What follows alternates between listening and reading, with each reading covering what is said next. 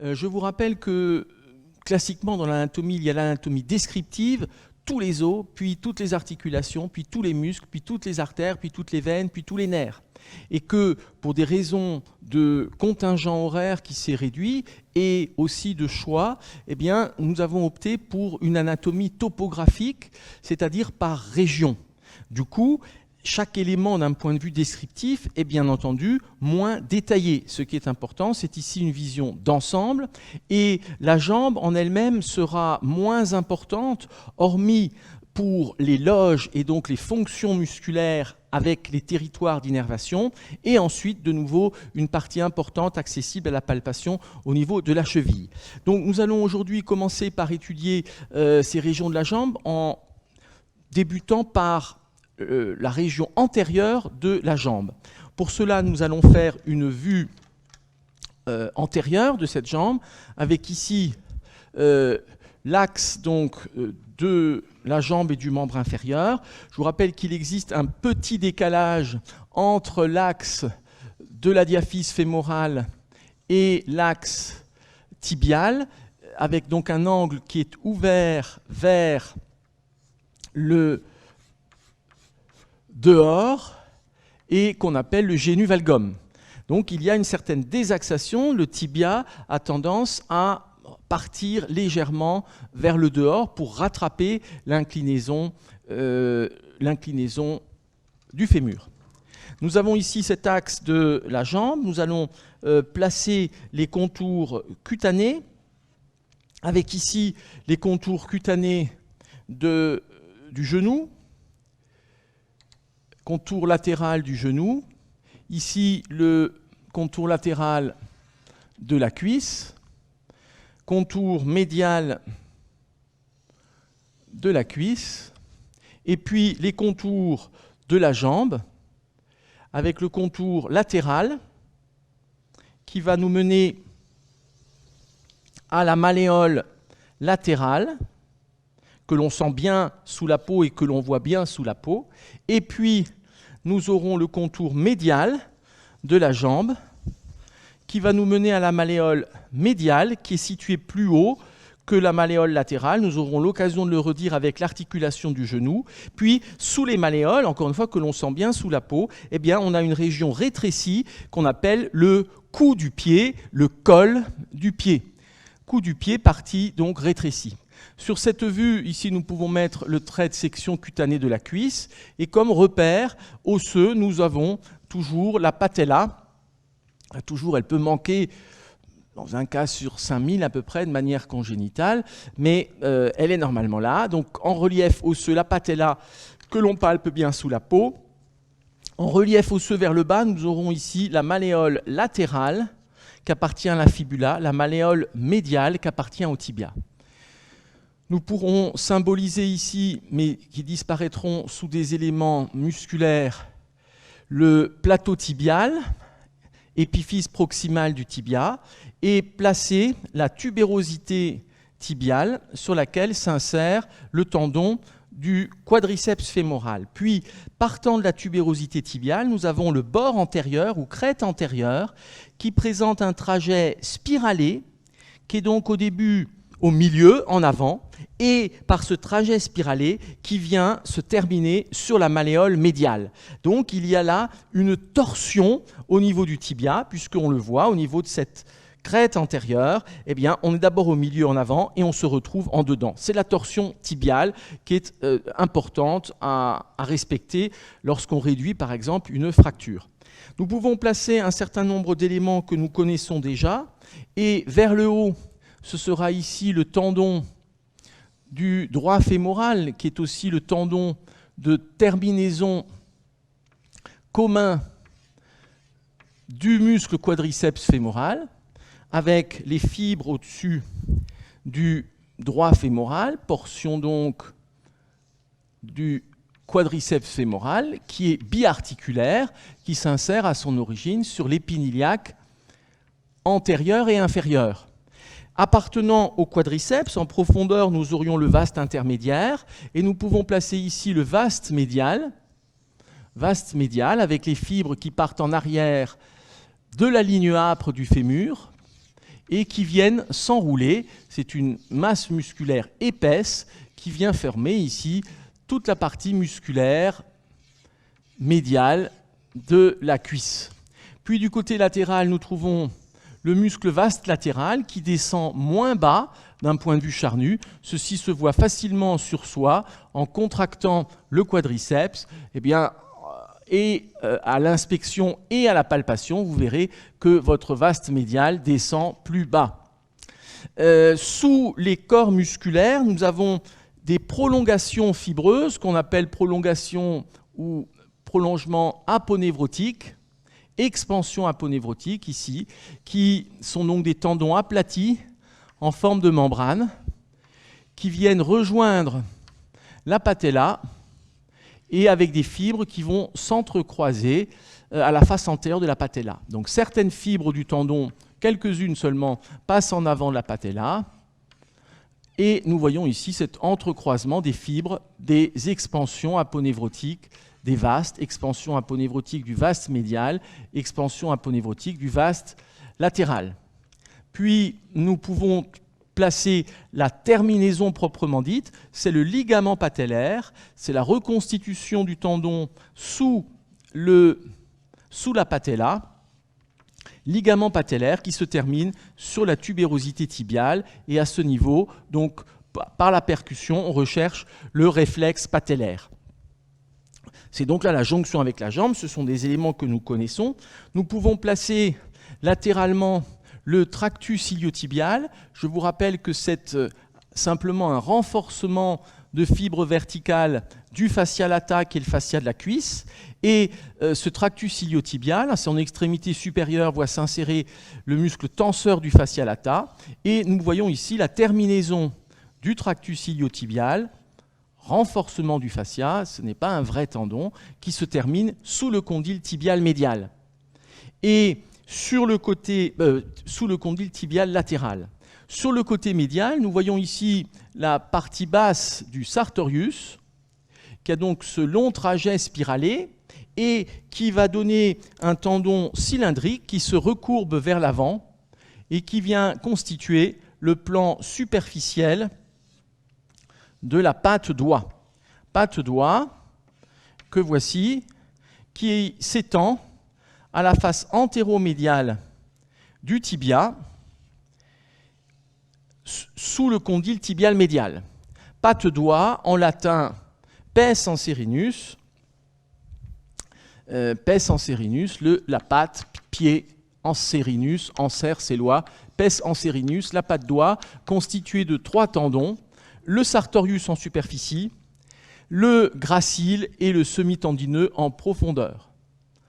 Patte doigt, tendon de la patte doigt innervé par 3 muscles innervés par 3 nerfs différents, sartorius, le nerf fémoral, gracile, le nerf obturateur, et semi-tendineux, le nerf ischiatique. Mais on a à la fin ces 3 muscles originaires de 3 loges communes, on a à la fin une terminaison, 3 loges différentes, une terminaison commune ici, et donc comme action, nous aurons, comme ils viennent de l'arrière, vers l'avant, nous aurons une flexion de la jambe sur la cuisse et nous aurons une rotation médiale de la cuisse. Nous arrivons donc maintenant à la jambe proprement dit. La jambe, c'est crus cruris en latin, donc ça donnera l'adjectif crural. Si nous regardons tout d'abord ce qui se passe sur le tibia, la crête antérieure sépare le tibia en 2 faces antérieures, une face antéromédiale, une face antérolatérale. Et la face antéromédiale du tibia est directement sous-cutanée, comme nous le verrons sur la coupe tout à l'heure, et comme vous pouvez le sentir sur vous. Sur le vivant, on peut sentir la crête tibiale depuis la tubérosité tibiale jusqu'à la malléole médiale en continu, et la face antéromédiale est dépourvue d'insertion musculaire, hormis la patte doigt que l'on ne sent pas en tant que telle puisque c'est très aplati. Et donc, cette face est directement sous la peau, ce qui signifie, on le reverra, que bien entendu, elle est très exposée, on peut se cogner, il n'y a pas de matelassage, donc on peut se cogner, ça fait mal, douleur, mais aussi hématome rapide et fracture, qui peut être une fracture ouverte. Nous allons voir que dans la jambe, il y a 3 loges musculaires, une loge antérieure, une loge latérale, une loge postérieure, et nous allons maintenant voir la loge antérieure, qui est aussi appelée loge des extenseurs, puisqu'ils vont notamment faire de l'extension des orteils. Nous pourrons placer latéralement ici, symboliquement, la tête de la fibula sur laquelle vient se terminer le tendon du biceps fémoral. Pour placer ces muscles, nous allons voir qu'il y a 3 muscles dans la loge antérieure et que leur tendon va passer au niveau du coude-pied, c'est-à-dire au niveau de la cheville, sous une poulie fibreuse qu'on appelle rétinaculum des extenseurs, et qui va, comme au niveau d'ailleurs du poignet, qui va permettre lors des mouvements que les tendons ne prennent pas la corde et restent bien collés contre l'os. Je symbolise ici ce rétinaculum qui part du côté latéral du tarse et qui va présenter 2 faisceaux, donc classiquement il est bifurqué, un faisceau qui remonte vers la malléole médiale et un faisceau presque horizontal qui se termine sur le bord médial du tarse. Donc globalement, insertion sur le calcanéus, bord latéral, et bifurcation, une terminaison sur la malléole médiale et une insertion sur l'os naviculaire. C'est bien une poulie et cette poulie va permettre que les tendons qui passent dessous restent collés contre l'os dans les mouvements. Sinon, nous aurions, comme une figure du Vesal déjà le montre bien, sinon nous aurions, lors de la contraction du pied, voici ici la jambe, le coup de pied, voici ici le pied donc, que nous remontons vers le haut, eh bien, lorsque l'on fait ce mouvement de flexion dorsale, s'il n'y avait pas ici le rétinaculum, donc contre l'os, s'il n'y avait pas le rétinaculum ici, sous lequel passent les tendons extenseurs, eh bien, les tendons prendraient la corde. C'est-à-dire que quand on relève le pied, les tendons viendraient s'écarter de l'os, et prendre la corde. Donc c'est bien ici le rétinaculum qui vient rapprocher les tendons de l'os. C'est le même principe pour le rétinaculum au niveau du poignet, qu'on appelait ligament annulaire du carpe, que vous avez vu par ailleurs. Nous allons trouver 3 muscles. Le premier de ces muscles est appelé le muscle tibial antérieur.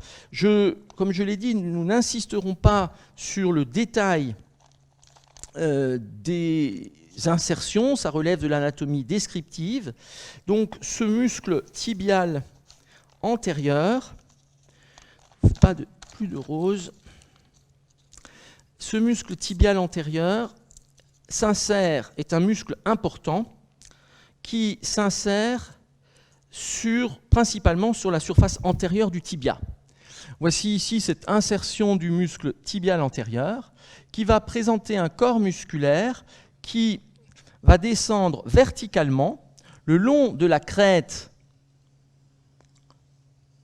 du tibia, crête antérieure du tibia, et ce corps musculaire ici est donc presque vertical, légèrement oblique vers le bas et le dedans, comme la crête tibiale qui a donc cet aspect spiralé. Voici le muscle tibial antérieur. Ce muscle tibial antérieur, à un niveau variable, va se jeter sur un tendon épais et puissant qui va passer sous le rétinaculum des extenseurs, c'est-à-dire au dos du pied. Ici, ce tendon qui passe sous le rétinaculum et qui va arriver au dos du pied, comme on le reverra dans un instant. C'est un tendon épais, de type cylindrique, volumineux, et que l'on voit bien sous la peau, notamment au dos du pied, comme on le reverra. À ce niveau, les tendons frottent contre l'os et contre le rétinaculum, ce qui fait que nous trouvons des systèmes de bourse synoviale et donc de ténosynovite possibles au dos du pied, comme à tous les niveaux où il y a des rétinaculums. L'innervation de ce muscle se fait par le nerf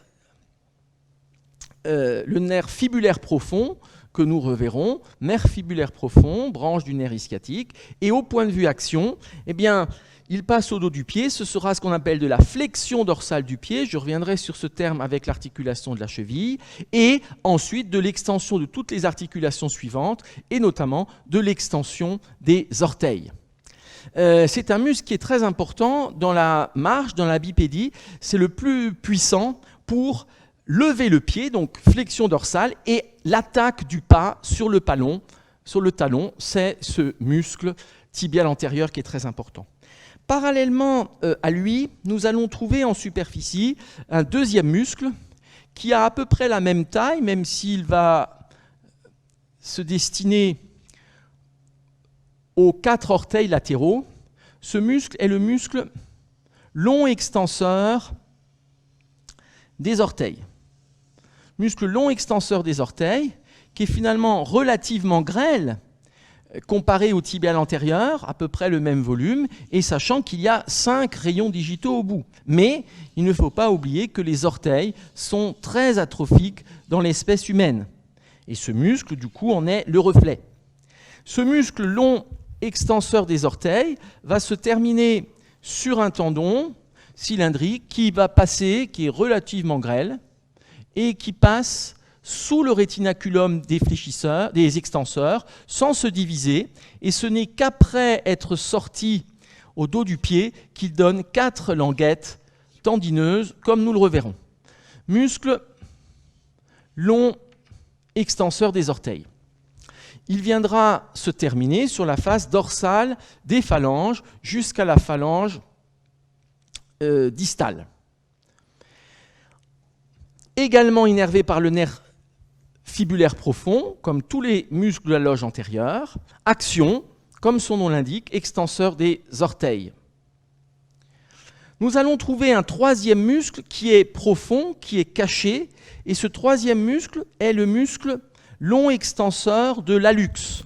Hallux, H-A-2-L-U-X, est le nom latin qui vient du grec, du gros orteil. Donc hallux égale gros orteil, le pouce c'est pollex. Nous trouvons ce muscle donc, qui est presque entièrement caché, qui s'insère en profondeur, notamment sur la membrane interosseuse, comme on le reverra dans un instant. Nous le présentons ici en violet.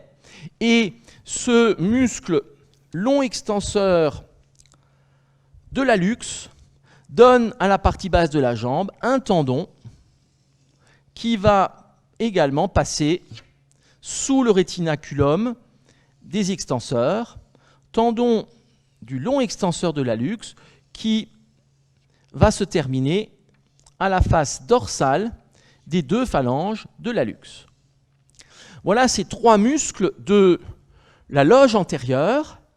Ce sont donc ce qu'on appelle les muscles extenseurs. Ils font de la flexion dorsale du pied et de l'extension des orteils. Ils sont tous 3 innervés par le nerf fibulaire profond, dont nous verrons le trajet dans un instant. Nerf fibulaire profond qui est une branche du nerf fibulaire commun, lui-même branche terminale du nerf ischiatique.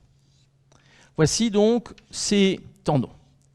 Nous pouvons, pour essayer de mieux comprendre les choses, eh bien, comme toujours, faire une coupe qui sera une coupe horizontale, axiale, un peu théorique, comme toujours, pour présenter le maximum de choses, qui va passer à peu près au tiers supérieur de la jambe, c'est-à-dire là où c'est encore assez musculaire.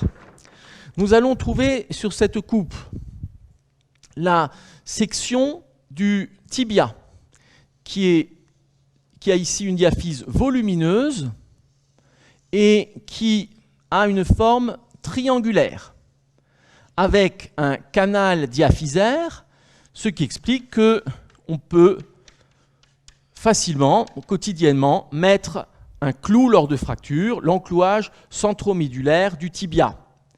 Puis vers le dehors, mais aussi décalé vers l'arrière, nous avons la diaphyse fibulaire qui, elle, est très grêle, elle n'est pas portante au niveau du genou et qui a classiquement une forme quadrangulaire.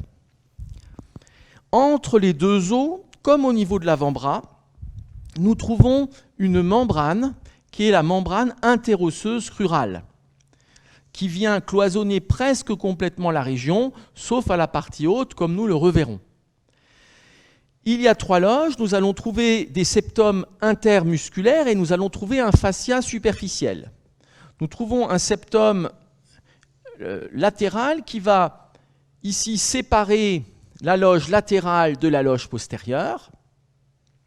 Nous pouvons mettre ici les contours antérieurs de la jambe et voir que le fascia s'accole avec le périoste à la face antéromédiale du tibia. Nous allons trouver ensuite un septum qui vient séparer la loge latérale de la loge antérieure. Voici cette région antérieure, loge antérieure, loge latérale, et nous pouvons tout de suite mettre les contours postérieurs de la jambe, avec ici le fascia superficiel de la région postérieure, c'est-à-dire du mollet, qui est très charnu puisque nous avons le muscle triceps. Nous pouvons tout de suite en profiter pour mettre le plan cutané, donc avec plus ou moins de tissu adipeux suivant les gens, plan cutané que voici. Et donc ce fascia crural qui est sous-cutané et qui enveloppe l'ensemble des muscles pour les 3 loges musculaires. Dans la loge antérieure, je vous rappelle que nous avons ici donc la crête iliaque. C'est une coupe horizontale avec ici ce qui est médial à droite, médial, et ce qui est en avant en haut. C'est une orientation internationale. Les pieds sont vers vous et la tête est derrière. C'est l'orientation qu'on a à présent sur tous les systèmes d'imagerie médicale, notamment scanner, IRM. Nous sommes là sur la loge antérieure. Nous avons dit 3 muscles. Nous avons vers le dedans le muscle tibial antérieur. Ce muscle tibial antérieur va s'insérer principalement sur le tibia. Voici le muscle tibial antérieur sectionné. C'est à peu près la moitié latérale, tibiale antérieure, moitié médiale, que l'on voit de l'avant de cette loge. Puis, donc, tibial antérieur, qui est ici. Tibial antérieur. Et nous trouvons maintenant le long extenseur des orteils, ici. Long extenseur des orteils. Et en profondeur, c'est donc l'extenseur, ici, long extenseur de l'hallux. Donc, sur le dedans, nous allons trouver le muscle long extenseur des orteils, qui vient s'insérer principalement sur la fibula. Voici ici le long extenseur des orteils. Et ce sont bien les 2 muscles que l'on voit en superficie, tibial antérieur, long extenseur des orteils. En profondeur, nous allons trouver le muscle long extenseur de l'hallux qui s'insère en partie sur la fibula et également sur la membrane interosseuse. Voici ici le muscle long extenseur de l'hallux qui est profond. Ce n'est qu'à la partie basse, au niveau de la cheville, du cou de pied, qu'on voit apparaître son tendon. Long extenseur de l'hallux. À présent, nous allons évoquer les vaisseaux et les nerfs de la région, et en l'occurrence, ce sera l'artère tibiale antérieure, les veines tibiales antérieures et le nerf tibial tout court. Pour mieux comprendre cela, nous allons faire une vue d'ostéologie, une espèce de gros plan schématique d'ostéologie, en montrant ici, donc en agrandi, ce qui va se passer. Nous avons ici l'extrémité, l'épiphyse proximale du tibia, avec les condyles tibiaux, donc comme le chapiteau d'une colonne. Puis nous avons là la diaphyse tibiale. À la face antérieure, nous avons la tubérosité tibiale, sur laquelle vient s'insérer le tendon du quadriceps fémoral, et nous avons la crête tibiale qui a un trajet spiralé vers le bas et le dedans. Vers le dehors, nous allons trouver la tête de la fibula, l'apex de la tête, puis le col de la fibula, portion rétrécie. Entre les deux os, nous trouvons la membrane interosseuse qui ne remonte pas jusqu'en haut et qui laisse ici un espace à la partie supérieure, espace entre tibia et fibula. Ce sera une zone de passage vasculaire, comme nous allons le voir dans un instant. Donc membrane ici interosseuse, avec un interstice à la partie haute. Si nous représentons les terminaisons tendineuses, nous avons sous le condyle tibial médial, nous avons la terminaison ici de la patte doigt avec les trois insertions linéaires, sartorius, gracile, semi-tendineux. Puis, nous allons voir l'insertion qui se fait sur la face antérieure du tibia. Je mets simplement la surface d'insertion, le muscle est désinséré, je vais prendre la même couleur, c'est-à-dire du rose, c'est le muscle tibial antérieur. Voilà son insertion sur la face antérolatérale du tibia, c'est le tibial antérieur. Nous trouverons, s'insérant sur la fibula et débordant légèrement sur le tibia, nous allons trouver le long extenseur des orteils, dont je représente ici l'insertion tibiale, qui est presque ponctiforme, tibial antérieur, et l'insertion du tibial antérieur qui se poursuit en deux éléments, qui se poursuit ici de façon linéaire sur la fibula, tibial antérieur.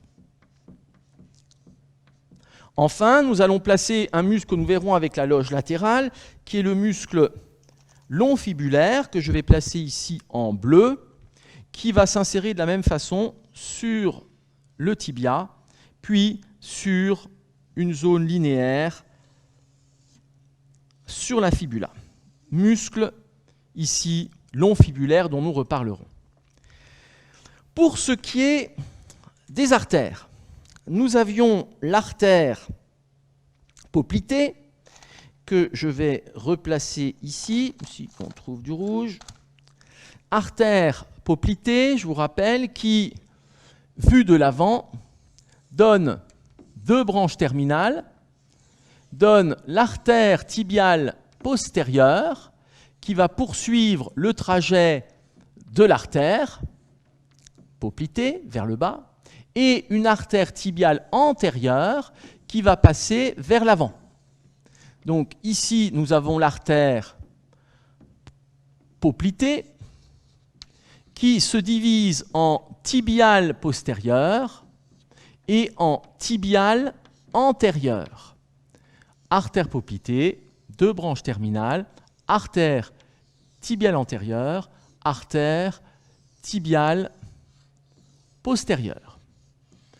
L'artère tibiale postérieure reste dans la loge postérieure, nous la reverrons, elle descend verticalement, alors que l'artère tibiale antérieure, elle, va arriver de manière profonde dans la loge antérieure. Nous voyons ici, l'artère poplitée était derrière, nous voyons ici arriver l'artère tibiale antérieure, qui est donc dans la fosse poplitée, et qui vient arriver de façon profonde contre la membrane interosseuse, ici, qui vient arriver dans la région de la loge antérieure. Artère tibiale antérieure.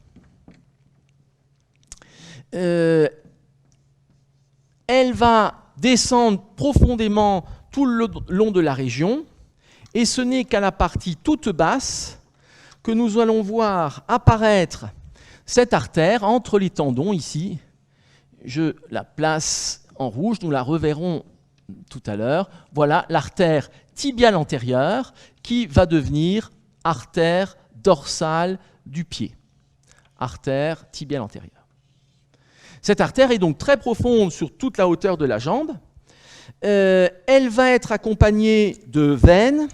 En général, vous le savez, il existe 2 veines par artère en périphérie, et nous trouvons ici les veines tibiales antérieures, 2 veines tibiales antérieures qui viennent longer l'artère, 2 veines tibiales antérieures. C'est donc ici le pédicule artériel et veineux tibial antérieur. Ces veines tibiales antérieures vont passer de nouveau dans l'orifice entre tibia et fibula et former la veine poplitée. Nous avons maintenant le nerf, et c'est une particularité à ce niveau, presque unique dans le corps. Le nerf ne suit pas l'artère. Le nerf de la région, nous l'avons dit, est le nerf fibulaire profond. Si l'on fait un schéma, nous avons ici le nerf vu de l'avant. À nouveau, nous avons le nerf ischiatique. Ce nerf ischiatique se divise à un niveau variable, mais en général au niveau de la fosse poplitée, en 2 nerfs. Le nerf tibial, qui poursuit le trajet vertical du nerf ischiatique, nerf tibial tout court. Et la deuxième branche, c'est le nerf fibulaire commun que nous avions vu. Ce nerf fibulaire commun est superficiel, va contourner le col de la fibula en donnant 2 branches, le nerf fibulaire superficiel et le nerf fibulaire profond. C'est ce nerf fibulaire profond qui est dans la loge antérieure. C'est donc une vue antérieure du nerf ischiatique, ici. Nous sommes au niveau de la région de la fosse poplitée. Les 2 branches terminales qui sont le nerf tibial, qui reste postérieur, profond dans la loge postérieure. Nous avons le nerf fibulaire commun, qui a un trajet relativement court et qui contourne le col de la fibula. Ce nerf fibulaire commun va donner 2 branches, le nerf fibulaire superficiel pour la loge latérale et le nerf fibulaire profond pour la loge antérieure. Eh bien, c'est ce que nous retrouvons sur cette vue ici. Nous pouvons placer le nerf fibulaire commun qui contourne le col de la fibula et qui va s'engager dans les masses musculaires en se divisant donc en fibulaire superficiel et fibulaire superficiel et fibulaire profond. Voici ce nerf fibulaire commun qui contourne le col de la fibula et que l'on peut palper à ce niveau, je le redirai dans un instant, et qui donne ces 2 branches, le nerf fibulaire superficiel qui descend dans la loge latérale, nerf fibulaire superficiel, et le nerf fémoral profond continue à contourner le col de la fibula et vient rejoindre le pédicule tibial antérieur. Donc très profondément contre la membrane interosseuse. Nerf fibulaire profond. Donc nous voyons qu'au niveau de la loge antérieure, nous avons un pédicule vasculo-nerveux qui est composé de l'artère et des veines tibiales antérieures, mais le nerf ne porte pas le même nom. Le nerf est le nerf fibulaire profond. Ce nerf fibulaire profond est le nerf de la loge antérieure et donc le nerf de l'extension des orteils, de l'extension ou flexion dorsale du pied. Fondamental puisque lorsque ces muscles se contractent, ils permettent de marcher sur le talon. Donc, marcher sur le talon signifie que les muscles extenseurs de la loge antérieure marchent et que le nerf fibulaire commun et ou profond sont intacts. Alors, ceci pour rappeler ce que j'ai déjà évoqué la dernière fois. Ce nerf ici fibulaire commun est contre le col de la fibula et à ce niveau, donc on est à l'angle postéro-latéral du genou, à ce niveau vous pouvez palper le nerf fibulaire commun. Ce nerf fibulaire commun est un petit cordon que l'on sent bien, qui saute un peu comme une corde sous le doigt, nerf fibulaire commun, donc sous la peau, contre l'os. Et suivant les gens, on réveille des petites fourmis ou sensations désagréables quand on manipule le nerf. Et ce nerf fibulaire peut d'une part être lésé lors de fractures du col de la fibula. Fracture du col de la fibula où l'on peut avoir donc un embrochage en quelque sorte de ce nerf. L'autre circonstance est la position à genoux prolongée. Si l'on fait une position à genoux prolongée sur un plan dur, comme ceci, il ne va rien se passer, parce que le nerf est sur le col qui est à distance du sol. En revanche, si l'on se met sur quelque chose de mou, comme par exemple de la terre ou sur un coussin, là, le genou s'enfonce dans la partie molle, dans le coussin, dans la terre, et vient envelopper toute la région et remonte jusqu'au niveau du col de la fibula et on peut dans cette position comprimer le nerf fibulaire commun. Ceci est fréquent dans des positions agenouillées prolongées sur terrain mou et c'est en particulier ce qu'on appelle la paralysie des vendangeurs. Suivant les régions, les vignes sont plus ou moins hautes, mais dans des régions où les vignes sont basses, on fait les vendanges à genoux, les gens restent plusieurs heures à genoux, ils compriment le nerf contre l'os et en fin de journée, ils se relèvent, ils ont une paralysie du nerf fibulaire commun. Cette paralysie est sûrement à double facteur. D'une part, c'est une compression directe des fibres nerveuses et d'autre part, c'est une compression des artérioles qui viennent vasculariser le nerf et qui donnent une anoxie et une nécrose. Donc, c'est quelque chose qui arrive en quelques heures. Ça a été décrit aussi, parfois même comme étant des épidémies dans des couvents de religions variées où des moines ou des moniales passent la journée à prier et en fin de journée, quand ils se relèvent, ils ont une paralysie du nerf fibulaire commun. Alors, comment se manifeste-t-elle ? Eh bien, vous avez une paralysie des extenseurs, donc vous ne pouvez plus relever le pied, vous ne pouvez pas marcher sur le talon. Donc, du côté où c'est paralysé, quand vous levez la cuisse, eh bien, le pied ne peut pas se relever, il traîne. Donc, il risque de buter contre des éléments. Du coup, on lève plus le genou pour pas que la pointe du pied traîne et on repose. Et c'est ce qu'on appelle le steppage. Le steppage, c'est la paralysie de cette extension du pied. Steppage, comme si on montait un escalier. En fait, au lieu de marcher normalement, il faut lever le genou plus haut pour pas que la pointe vienne buter contre quelque chose. Donc c'est très handicapant, bien entendu. Ces compressions en général récupèrent. C'est une récupération par repousse nerveuse que vous avez dû étudier en histologie. En neurohistologie, c'est ce qu'on appelle la récupération ou régénérescence valérienne.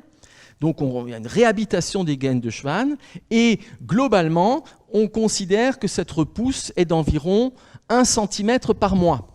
Si vous prenez la distance entre le col de la fibula où est le nerf et les dernières branches motrices, nous avons environ 18 cm, c'est-à-dire que ce sera 18 mois avant une récupération. C'est donc quelque chose qui n'est pas tout à fait anodin. Voici pour ces éléments, et nous allons maintenant évoquer la loge latérale. Loge latérale qui va être placée ici donc latéralement, avec des muscles qui vont être insérée sur la fibula, et cette loge latérale contient deux muscles, c'est ce qu'on appelle les muscles fibulaires. J'irai rapidement, on pourrait passer beaucoup de temps dessus, j'irai rapidement, volontairement ici. Nous trouverons le muscle long fibulaire, qui est le plus superficiel et le plus épais, et que nous voyons ici principalement. Muscle long fibulaire, qui est superficiel et le plus épais, et que nous trouvons ici sur la coupe, donc qui dans la loge latérale est superficiel ici et épais. Muscle long fibulaire qui s'insère sur la fibula. Long fibulaire. Ce muscle long fibulaire va avoir à sa partie basse un tendon cylindrique très long qui va contourner la malléole latérale par l'arrière, puis par le dessous, pour rejoindre le bord latéral du pied. Donc si l'on représente ici sur un petit schéma une vue latérale du pied, voici ici le coup de pied, nous avons ici la malléole latérale que l'on sent sous la peau, eh bien le tendon du long fibulaire vient passer ici comme une poulie en arrière de la malléole latérale. Il y a à ce niveau une poulie fibreuse, c'est le rétinaculum des muscles fibulaires, et en position normale, ce tendon est donc maintenu derrière la malléole latérale. Et nous avons ici donc le muscle fibulaire, long fibulaire, je le mets en bleu comme nous l'avons évoqué ici. Muscle long fibulaire qui a ce long tendon qui passe sous la malléole latérale, qui passe à la face latérale du calcaneus et qui va s'engager dans une gouttière au niveau du cuboïde. Là, ce tendon long va traverser en diagonale la plante du pied, vers l'avant et le dedans, et se terminer sur la base du premier métatarsien. Donc très long tendon avec plusieurs coudes, frottement et gaine synoviale. Ce tendon et ce muscle va avoir comme action, puisqu'il est sur le côté, de relever le pied, c'est ce qu'on appelle de l'éversion. Éversion, également maintien de la voûte plantaire, nous en reparlerons éventuellement plus tard. Nous trouvons ce muscle innervé donc par le nerf fibulaire superficiel, qui est une branche du nerf fibulaire commun, branche du nerf ischiatique. En profondeur, nous allons trouver un muscle qui est le muscle court fibulaire, qui est beaucoup plus grêle, et qui s'insère également sur la fibula, qui est moins haut et plus grêle, et caché par le long fibulaire.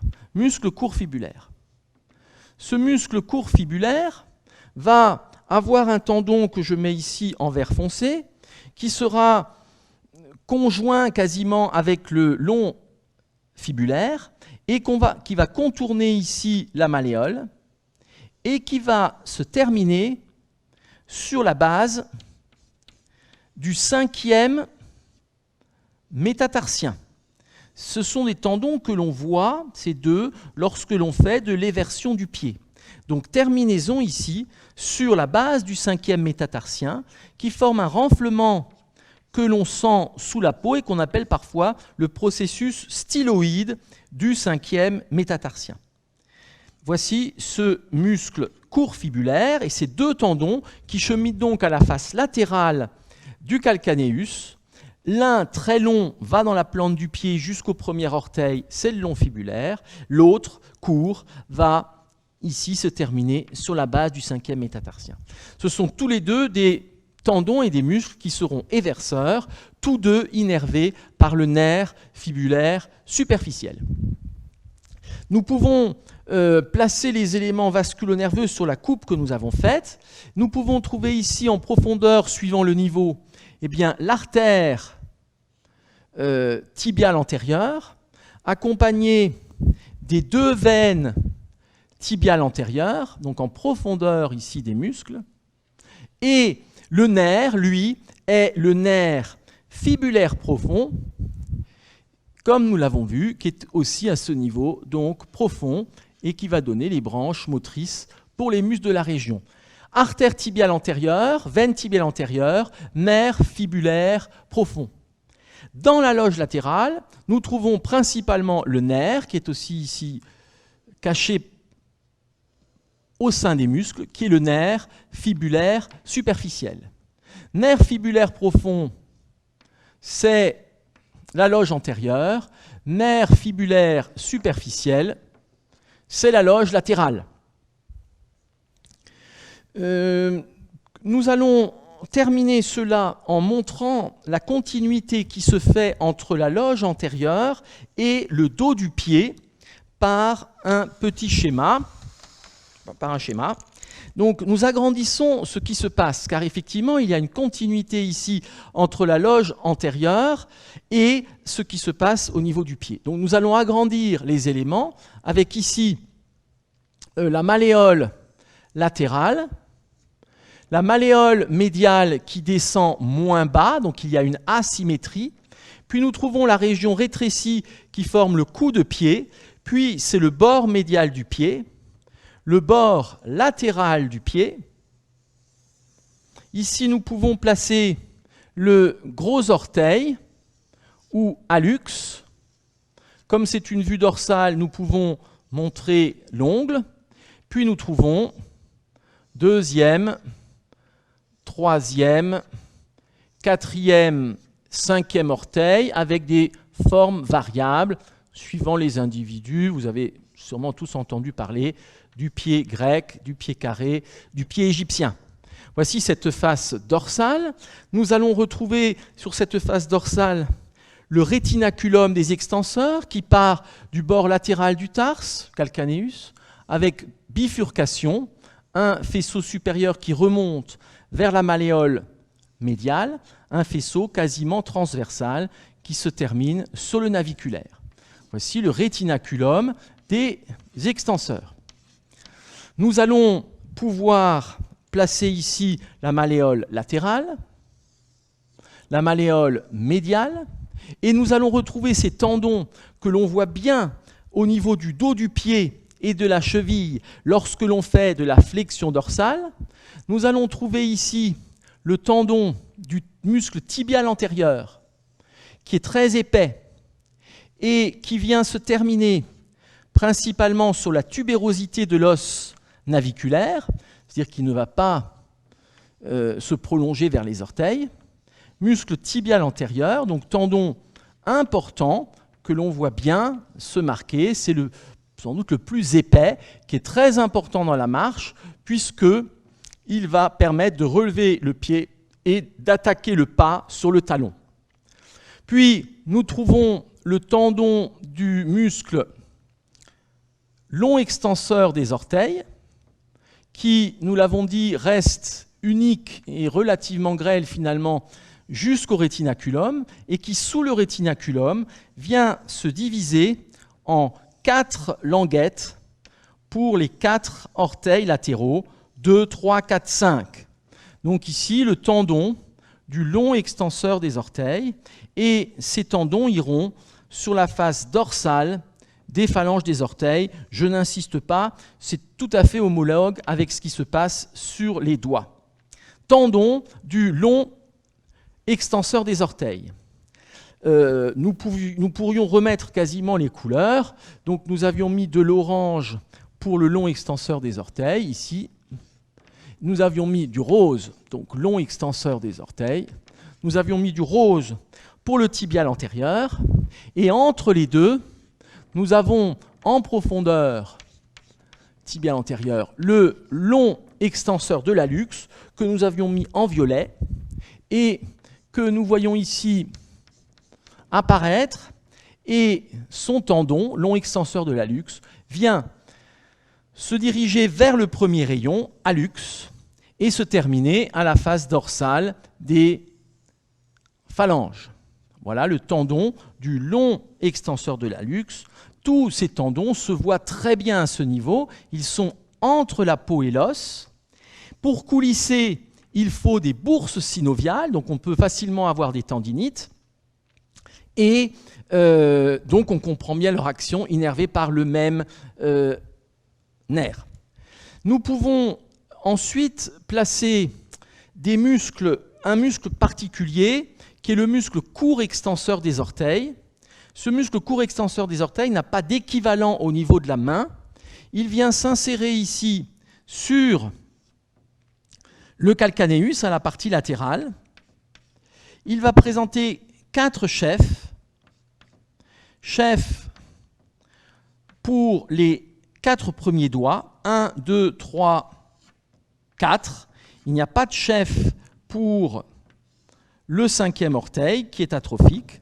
Voilà ce muscle qui, par sa partie charnue, vient former une sorte de boule lorsque l'on contracte le pied vers l'arrière, et parfois même les gens, quand ils voient cette boule, ont l'impression qu'ils ont une tumeur, alors que c'est simplement ce muscle qui fait saillie sur le calcanéus. Il y a donc 4 chefs pour le 1er, 2e, 3e et 4e orteil. Et ce muscle court extenseur des orteils, qui n'a pas d'équivalent au niveau de la main, vient donner des petits tendons qui viennent fusionner avec les tendons correspondants du long extenseur des orteils. Donc, au niveau du pied, contrairement à la main, il y a 2 tendons extenseurs, ou 2 systèmes de tendons extenseurs. Il y a le muscle long extenseur des orteils qui vient de la jambe et ces longs tendons qui vont sur les phalanges, et il y a un petit muscle qu'on appelle intrinsèque à la face dorsale du pied, petite boule musculaire à la partie supérolatérale sur le calcanéus. C'est le muscle court extenseur des orteils qui donne 4 tendons du 1er au 4e doigt. Il n'y a pas de corps musculaire ni de tendons pour le 5e orteil, ceci parce qu'il est très atrophique et régressif. Donc ici, particularité de ce système extenseur. Et enfin, pour terminer, nous allons placer l'artère. Artère, donc, qui est ici l'artère tibiale antérieure. Cette artère tibiale antérieure va apparaître ici, elle était profonde, apparaît satellite en dehors du tendon du long extenseur de l'hallux. Et cette artère vient passer ici, sous le rétinaculum, et au dos du pied vient former un coude, vient former une arcade. Elle se recourbe vers le dehors contre les métatarsiens. Voici cette artère tibiale antérieure qui était cachée au niveau de la jambe par les muscles et qui apparaît ici au dos du pied, juste sous la peau, contre l'os, et donc cela signifie qu'à ce niveau, on pourra palper un pouls. Cette artère va donner ensuite des branches métatarsiennes et pour les orteils. Donc, nous trouvons ici au dos du pied, eh bien, directement sous la peau et très accessible, cette artère tibiale antérieure qui, quand elle franchit le rétinaculum des extenseurs, devient artère dorsale du pied.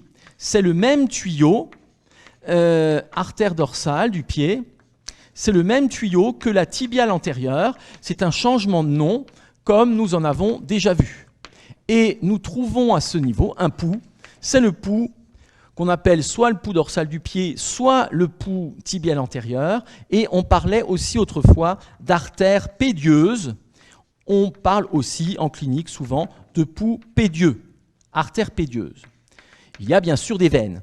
Pour le système veineux, eh bien, un tout petit schéma pour finir. Pour le système veineux, la malléole latérale, la malléole médiale, le cou de pied, les bords médiaux et latéraux du pied.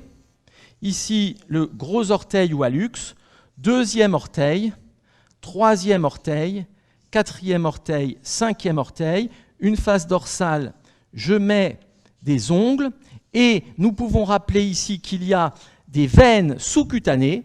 Ces veines sous-cutanées forment une arcade veineuse dorsale du pied, arcade veineuse dorsale du pied qui vient drainer des veines métatarsiennes et qui viennent des orteils. Et de cette arcade dorsale du pied naît D'une part, la veine grande saphène, qui va être prémalléolaire et remonter jusqu'au trigone fémoral. Elle se jette dans l'artère fémorale. Et du côté latéral, passant en rétro-malléolaire, nous trouvons la veine petite saphène qui, elle, viendra se jeter au niveau de la fosse popitée, dans la veine popitée. Voici donc pour ces éléments de la région antérieure de la jambe, et nous verrons la région postérieure.